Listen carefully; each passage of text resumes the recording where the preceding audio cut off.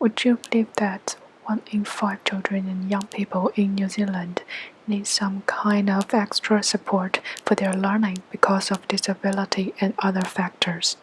So the government aims to have an inclusive education system that is making sure all children can take part in education, learn, and achieve whatever their needs and differences.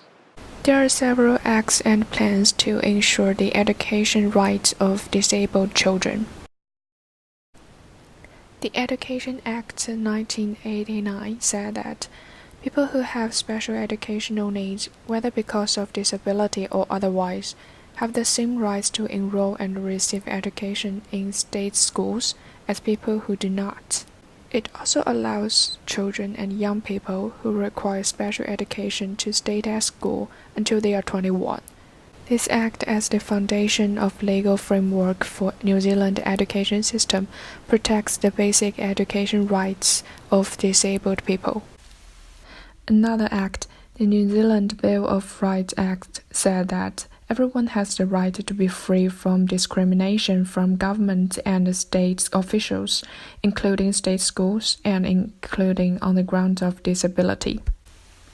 In 2008, New Zealand also ratified the United Nations Convention on the Rights of Persons with Disabilities, which states that government should be to ensure equal access for disabled people to primary and secondary education, vocational training, adult education, and lifelong learning.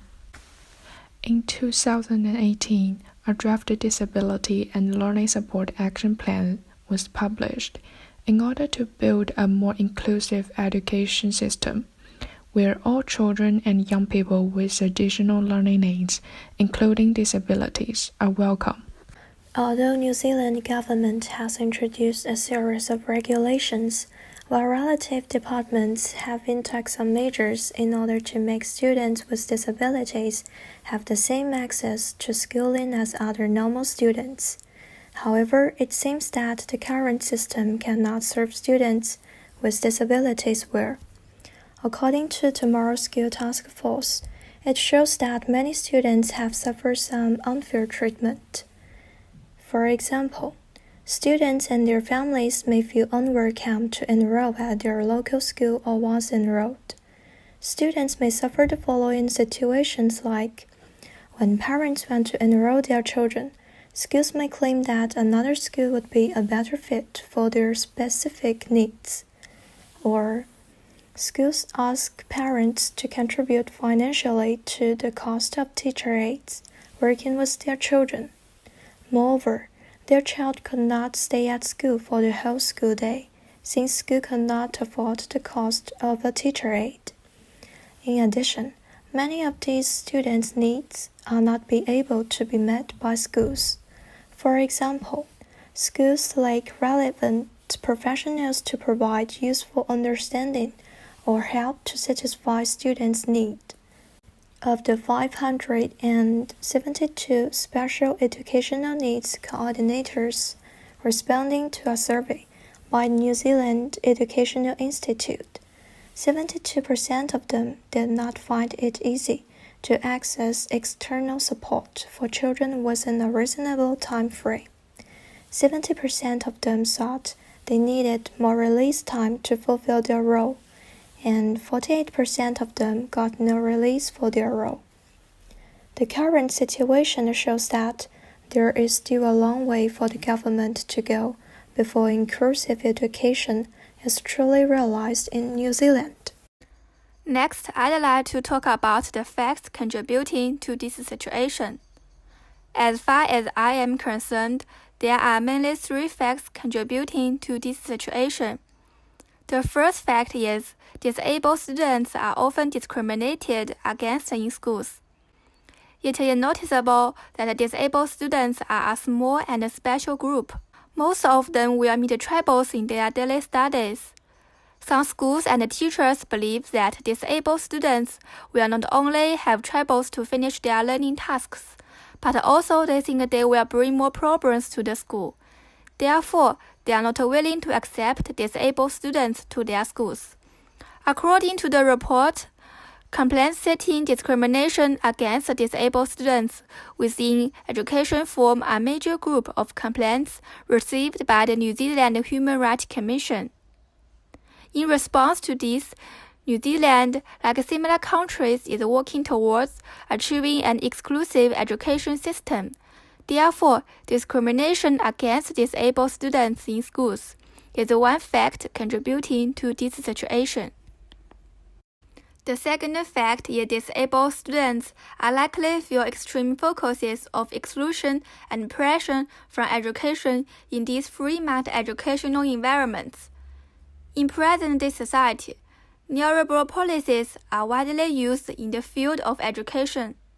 It focuses on competition over cooperation and individual benefit over collective benefit. However, these policies bring inequalities to disabled students. See outline that New Zealand has such policies, including a policy of national standards where data is produced on the success of students, and collective and present in tables that demonstrated the best and worst performing schools. In this free market educational environment, disabled students are likely feel extreme focuses of exclusion from education. Therefore, the extensive use of neoliberal policies in education system is also a fact which contributed to this situation. The final fact is uneven distribution of school resources in New Zealand. According to the Tomorrow School Report, the current support in the disability and learning support area is fragmented. It is widely known that parents have lack of teacher knowledge and understanding in how to teach their disabled students. School resources play an important role in educating disabled students. Unfortunately, most schools have lack of resources for them. Therefore, uneven distribution of school resources is also one major problem which leads to this situation. Because of the negative impact of this situation on students with disabilities, we recommend that students can increase awareness of students with disabilities.